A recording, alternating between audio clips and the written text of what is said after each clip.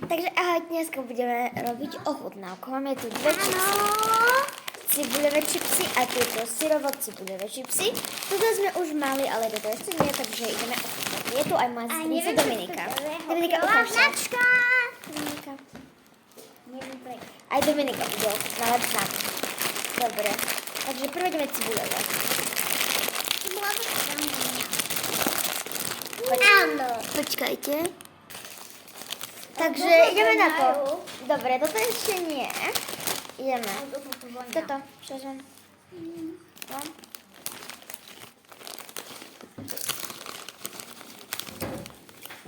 Normálne cibuľové čipsy.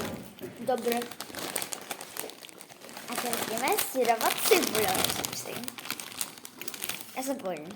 Ja to ešte nikdy nemala. Ale ja som to nemala.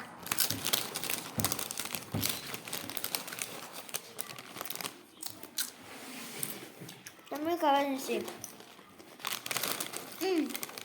Tak to nemala. To je dobré. Dobre, teraz ideme hodnotenie.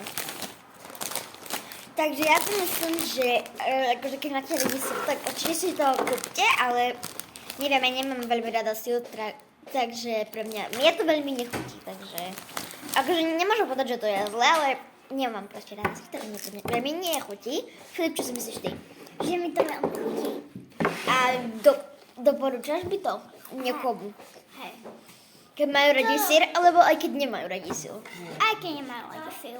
Tak to určite ja nie, pretože ja som to ochutnala, nemám rada syr a mne to nechutí.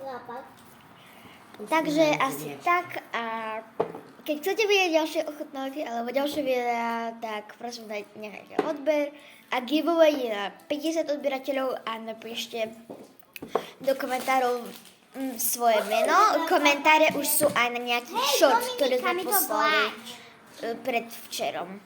Takže ahojte.